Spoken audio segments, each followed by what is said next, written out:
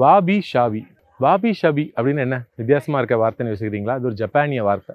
இன்னைக்கு உலகத்திலேயே அதிகமான ஆயுள் காலம் கொண்டு வாழ்பவர்கள் யாருன்னு கேட்டிங்கன்னா ஜப்பானியர்கள் தான்.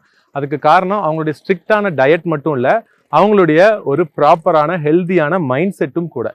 ஸோ நம்ம ஊரில் பழைய ஒரு கதை சொல்லுவோம், அதுதான் இந்த வாபி ஷாபி. அது என்ன பழைய கதை அப்படின்னு கேட்டிங்கன்னா, எல்லாம் நன்மைக்கே அப்படின்னு சொல்லுவோம் இல்லையா, அந்த வாபி ஷாபிங்கிற வார்த்தைக்கும் அதுக்கும் கிட்டத்தட்ட ஒரே மாதிரியான அர்த்தம் தான். ஜப்பானில் வந்து இந்த வாபி ஷாபிங்கிற வார்த்தையை நிறைய பேர் பயன்படுத்துவாங்க. இது முதல்ல அறிமுகமானது என்னுடைய அக்கா ஒருத்தவங்களுடைய வாட்ஸ்அப்பில் வந்து அவங்க ஸ்டேட்டஸில் வாபி ஷாபின்னு வச்சுருந்தாங்க. அப்போ அது என்னன்னு கேட்கும்போது இந்த விளக்கத்தை சொன்னாங்க. அப்புறம் இதை பற்றி தேடி பார்க்கும்போது ஜப்பானில் இந்த மாதிரி நிறைய விஷயங்கள் அவங்க ஃபாலோ பண்ணுறாங்க அப்படிங்கிறது தெரிஞ்சுது. அதை பற்றிலாம் அடுத்தடுத்த எபிசோடில் சொல்கிறேன். இந்த வாபி ஷாபி அப்படிங்கிறது என்னன்னு கேட்டிங்கன்னா, பொதுவாகவே நம்ம மக்கள் எப்படி பார்ப்பாங்க அப்படின்னா, நல்லா இருந்தால் கூட அதில் ஏதாவது குறைய தான் வந்து நம்ம வந்து முதல்ல யோசிப்போம். சூப்பராக இருக்கும் ஒரு ட்ரெஸ்ஸு, அதை வந்து நான் சூப்பராக ஒரு நல்ல ட்ரெஸ் எடுத்து வந்திருக்கேன்னு ஒருத்தர் யாராவது வந்து காட்டினாங்கன்னு வச்சுக்கோங்களேன், நம்ம டக்குன்னு சொல்லுவோம், ஏய் இந்த பாருடா இந்த இடத்துல லைட்டாக ஒரு நூல் விட்டுருக்குடா. நம்ம கண்ணுக்கு வந்து குறைகள் தான் படும். கேட்டால் நான் அப்படிதான்டா, நான் ரொம்ப பெர்ஃபெக்டாக இருப்பேன் அப்படிம்பாங்க. குறைகள் படுறது தவறு இல்லை, ஆனால் குறைகளாக இருக்கேன்னு நினச்சி வருத்தப்பட்டுக்கிட்டே இருக்கிறது ரொம்ப தவறு அப்படிங்கிறாங்க நம்முடைய மனோதத்துவியலாளர்கள். ஸோ நீங்கள் குறைகளை மட்டுமே பார்த்துக்கிட்டு இருந்தீங்கன்னா வாழ்க்கை மகிழ்ச்சியாகவே இருக்காது. குறைகள் இல்லாத வாழ்க்கையே கிடையாது. அந்த குறைகளை குறைக்க முயற்சிக்கணுமே தவிர குறைகள் இருக்கேன்னு சொல்லி வருத்தப்பட்டே இருக்கக்கூடாது. ஸோ இந்த வாபி சாபிங்கிறது அர்த்தம் என்னன்னு கேட்டிங்கன்னா, குறைகள் இருக்கக்கூடிய அழகை காணுதல் அப்படின்னு தான். இப்போ வந்து சில இடங்களில் வந்து நீங்கள் பார்த்துருப்பீங்க, நமக்கு வந்து ஒரு விஷயத்தை எக்ஸ்பெக்ட் பண்ணி போயிருப்போம், அது மாறி இருக்கும். உதாரணமாக வந்து ஒரு டூருக்கு அருவிக்கு குற்றாலத்துக்கு போகணும்னு சொல்லிட்டு கிளம்பி போயிருப்போம்.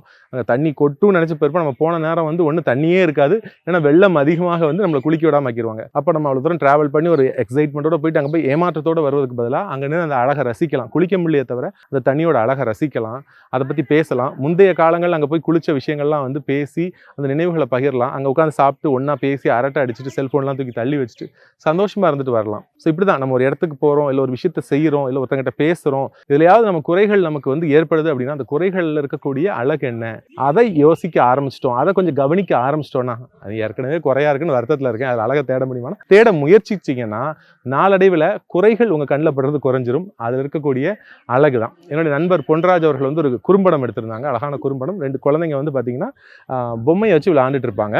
பொம்மையை வச்சு விளையாண்டுட்டு இருக்கும்போது ஒரு குழந்தை மட்டும் ஒரு கை உடைஞ்ச பொம்மையை வச்சுருக்கும். அதை வந்து கை இல்லாத பொம்மை. அப்போ வந்து அந்த பொம்மையை விளையாடுறதுக்கு சேர்க்க மாட்டாங்க. கடைசியில் வந்து அந்த பொம்மையை கொண்டு வருவாங்க, ஏதோ சண்டை கிட்ட போட்டு பேசி கடைசி கொண்டு வரும்போது அப்போ வந்து சொல்லுவாங்க, ஒரு கை இல்லாத பொம்மை தானே இது அப்படின்னு ஒரு குழந்தை சொல்லும். அப்போ சொல்லும், ஒரு கை இல்லாத பொம்மைன்னு சொல்லாத, ஒரு கை இருக்கிற பொம்மைன்னு சொல்லு அப்படின்னு சொல்லுவாங்க. வார்த்தைக்கு ஒரே அர்த்தம் தான், ஆனால் அது பெரிய மாற்றத்தை கொடுக்குது. ஒரு கை இல்லைன்னு சொல்லும்போது அது வந்து ஒரு ஊனமுற்ற ஒரு மாற்றுத்திறனாளியாக உணரப்படுது. அதே நேரத்தில் ஒரு கை உள்ள குழந்தை அப்படின்னு சொல்லும்போது அது ஏதோ ஒரு சிறப்பான ஒரு விஷயமா இருக்கா அப்படிங்கிற மாதிரி தோண வைக்குது. அதனால் குறைகள் வாழ்க்கையில் இருக்கிறது இயல்பு தான். அதை குறைக்க முயலணும். குறைகள் இருக்கிறதுனால வருத்தப்படாமல் அதில் இருக்கக்கூடிய நல்ல விஷயங்கள் நம்ம பார்க்க தொடங்கணும்னா வாழ்க்கை மிக அழகாக மாறிவிடும். வாழ்க்கை மிகவும் அழகானது, ஆனால் நிபந்தனைகளுக்கு உட்பட்டது.